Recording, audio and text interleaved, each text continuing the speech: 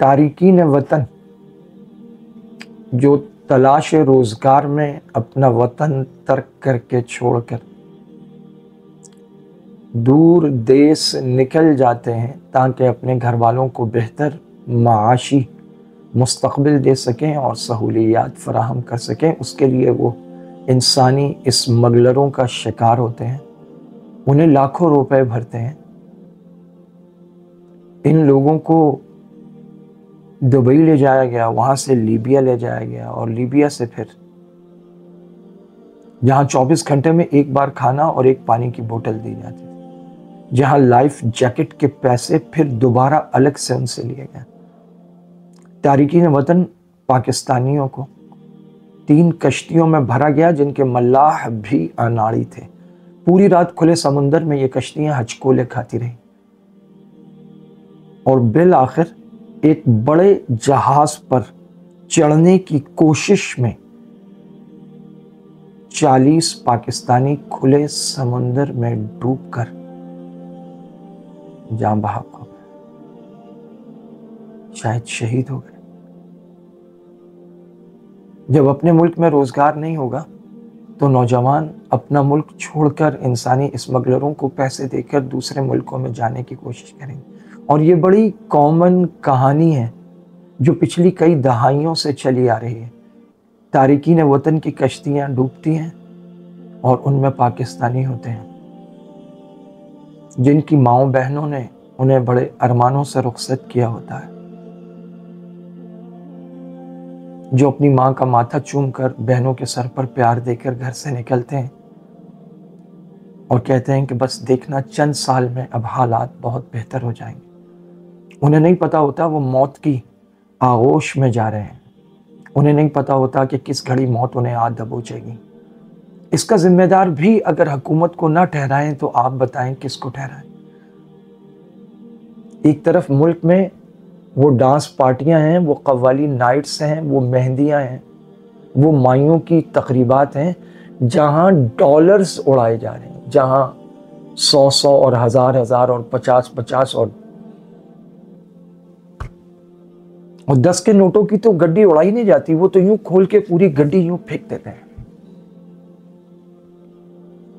اور دوسری طرف وہ ایک چھوٹی سی بچی جس کی عمر بمشکل 5 سے 6 سال ہے، وہ گرم انڈے بیچ رہی ہے۔ اتنی چھوٹی بچی کو دیکھ کر اینکر حیرت زدہ رہ گئی اور اس نے اس سے پوچھا کہ کیا کر رہی ہے؟ اس نے کہا انڈے بیچ رہی ہے۔ اس نے کہا ابا کہاں ہے؟ کہا ابا کا تو انتقال ہو گیا۔ کہا اماں کہاں ہے؟ کہا اماں میری گھر میں بیمار پڑی ہیں۔ اس نے پتہ نہیں کہاں سے پیسے مانگ کے انڈے ابال کے دیے ہوں گے کہ جا بیٹا یہ انڈے بیچ کے لا، کم از کم چلو ایک وقت کا کھانا ہو جائے۔ یہ معاشی ناانصافیاں، یہ ناہمواریاں قیامت کے دن ان حکمرانوں سے پوچھو گی۔ سیدنا عمر ابن الخطاب رضی اللہ تعالیٰ عنہ فرمایا کرتے تھے کہ اگر دریائے فرات کے کنارے ایک کتا بھی بھوکا مر جائے گا تو قیامت کے دن عمر سے اس کے بارے میں اللہ پوچھے گا۔ وہ 40 لاشیں جو کھلے سمندر میں گئے، کچھ کی لاشیں ملیں، کچھ کی نہیں ملیں، کچھ مچھلیوں کی اور دوسری چیزوں کی خوراک بن گئے۔ وہ کسی ماں کے بیٹے ہیں، وہ کسی کے بھائی ہیں، وہ ملک پاکستان کے شہری ہیں، ان کا بھی حق ہے۔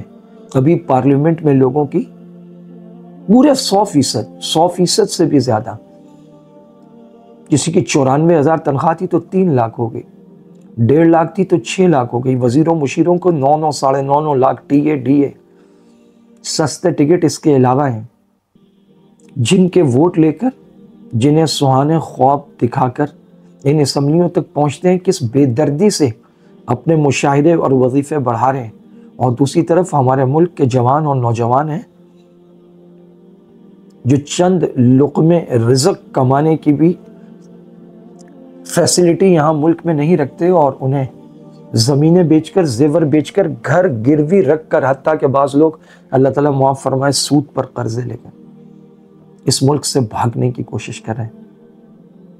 لیبیا سے آگے یونان کی طرف جانے والے کھلے سمندر میں بے یار و مددگار، یہ جو ابھی سزائیں ملی ہیں فوجی عدالتوں سے، بحیثیت ایک پاکستانی، ایک محب وطن پاکستانی، ایک دردمند پاکستانی، ایک ایسا پاکستانی جو اپنی فوج اور اپنے اداروں سے اللہ کی قسم محبت کرتا ہے، میری گزارش ہے ان انسانی اسمگلروں کو پکڑیں جو ملک سے لوگوں کو اسمگل کرتے ہیں اور پھر لوگوں سے دھوکہ کرتے ہیں اور پھر انہیں کھلے سمندروں میں چھوڑتے ہیں اور پھر وہ سمندروں میں ڈوبتے ہیں اور کوئی دن نہیں جاتا کہ کوئی خبر نہیں آتی۔ ان لوگوں کو پکڑا جائے، ان کو 25 سال کی، 10 سال، 15 سال کی سزائیں ان قاتلوں کو دی جائیں۔ یہ بھی قاتل ہیں اور یہ پوری قوم سے، پورے قوم کے مستقبل سے، ارمانوں سے، خوابوں سے، خواہشات سے کھلواڑ کر رہے ہیں۔